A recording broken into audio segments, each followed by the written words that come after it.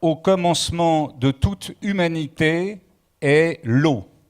Au commencement de toute dignité, de toute santé, de toute éducation, de tout développement dans l'ordre des priorités, rien ne précède l'eau.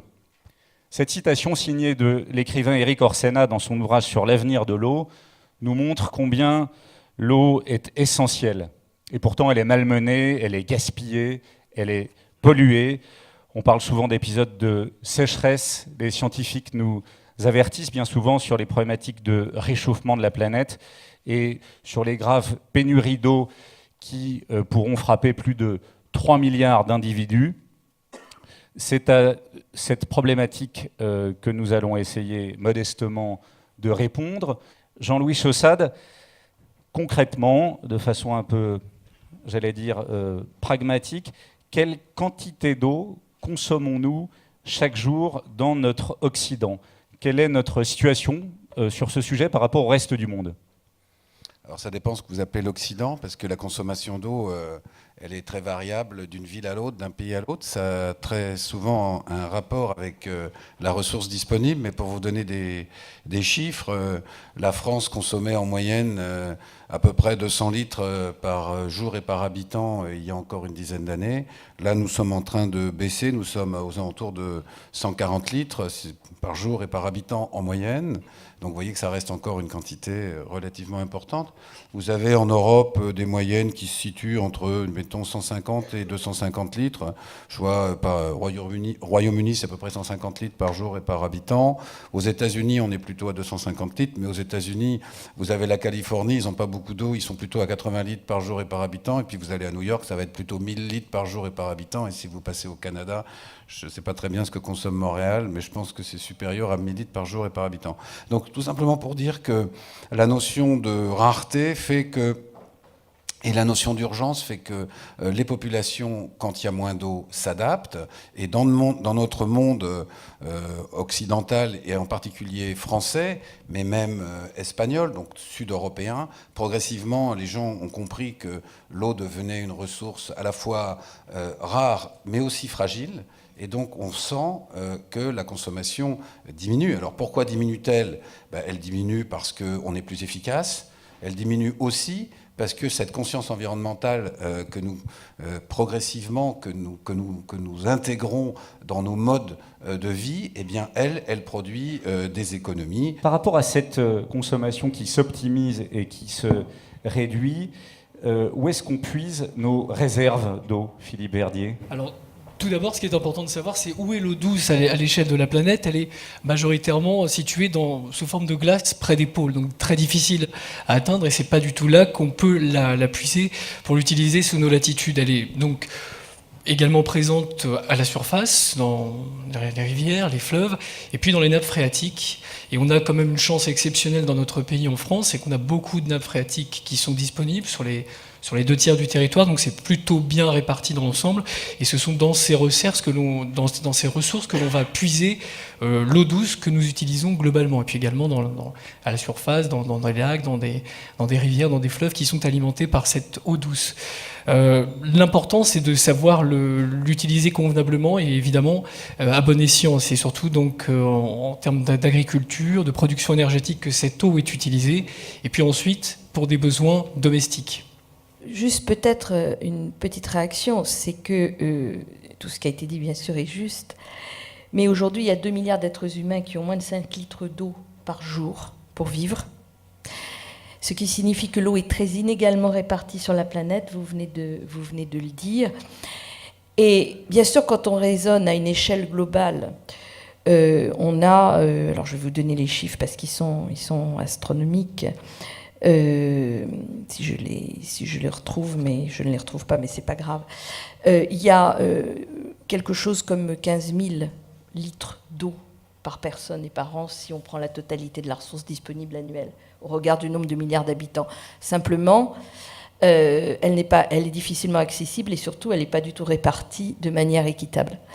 Et donc, il y a des pays qui vont avoir une quantité énorme d'eau et puis d'autres qui ont très peu ou quasiment rien. Donc ça, c'est un premier problème. Pourquoi est-ce que je dis cela? Parce que c'est une partie de la réponse à votre question. Sur le changement climatique, nous avons tous beaucoup d'incertitudes, bien sûr, mais nous savons qu'il y a des liens extrêmement étroits entre le cycle de l'eau et le changement climatique. Par une augmentation des précipitations d'abord, qui peuvent donner lieu à des pluies torrentielles, à des inondations, à tout ce qu'on voit et que l'on appelle les phénomènes extrêmes, c'est-à-dire une augmentation considérable de l'intensité de ce que l'on pouvait connaître. Et puis d'autre part, vous avez des zones qui se réchauffent, et ces zones qui se réchauffent sont précisément déjà celles qui avaient très peu d'eau.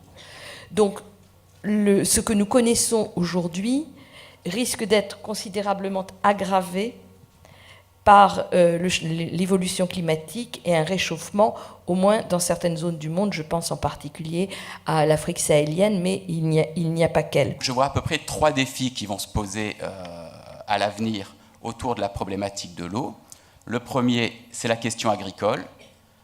On sait que 60%, au niveau mondial, 60 à 70% des ressources en eau servent à l'agriculture, 20% je crois pour l'industrie, et puis grosse 15, 10, 20... entre industrie voilà, et domestique. Donc en tout cas, la question agricole va être fondamentale, l'enjeu étant évidemment de nourrir à l'horizon 2050 9 milliards de personnes. On est aujourd'hui 7 milliards sur Terre. Le deuxième enjeu, et je termine là-dessus, à mon sens, la question de l'accès à l'eau. Comment est-ce qu'on fait pour permettre à des populations qui disposent matériellement sur leur territoire de ressources en eau, mais comment est-ce qu'on fait pour mettre à disposition de ces personnes ces ressources? Enfin, le dernier élément, et j'en reste là, la question environnementale, évidemment, et donc les atteintes aux ressources, c'est-à-dire à l'offre d'eau disponible sur la planète, et donc l'enjeu environnemental, la pollution, etc., des eaux, sur lesquelles on revient dans quelques minutes, je pense. L'eau que nous consommons et que nous ne voyons pas à travers le riz, ça peut être le cas également à travers la viande, par exemple, pour un kilo de bœuf, je crois que c'est 15 000 litres d'eau ou quelque chose comme ça. Et ça pose aussi une question à l'échelle internationale, car on ne vit pas en autarcie. On peut parler évidemment de la sécheresse en France et de ce que nous consommons en France, mais tous les produits que nous importons parfois bénéficient à certains pays ou certaines régions du monde, mais les assoiffent également. La question se pose également pour le tourisme. Certaines régions vivent du tourisme. Je pense pas de l'autre côté de la Méditerranée, pas très très loin, ne serait-ce qu'en Tunisie ou dans les pays du Maghreb. On sait très bien que l'hôtellerie, et surtout l'hôtellerie de luxe, est extrêmement consommatrice en eau, et en même temps, il y a une responsabilité du client, de celui qui consomme soit des produits alimentaires, soit des produits touristiques, et qui parfois assoiffent certaines régions en même temps qu'elles les font vivre, mais durablement, ça a un impact négatif.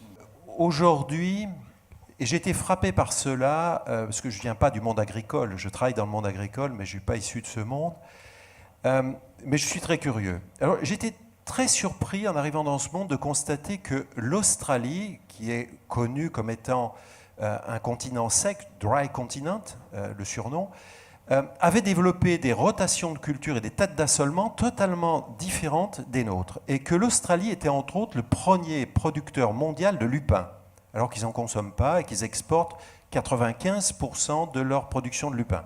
Alors pourquoi faire du lupin alors qu'on ne le consomme pas? En fait, qu'est-ce qu'il y a derrière?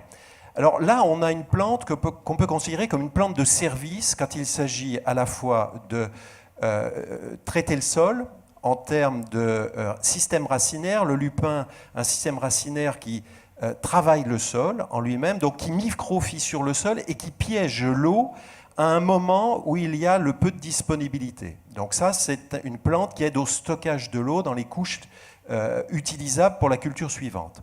Premier bénéfice. Deuxième bénéfice, ce lupin, par son système racinaire, va simplifier le travail du sol.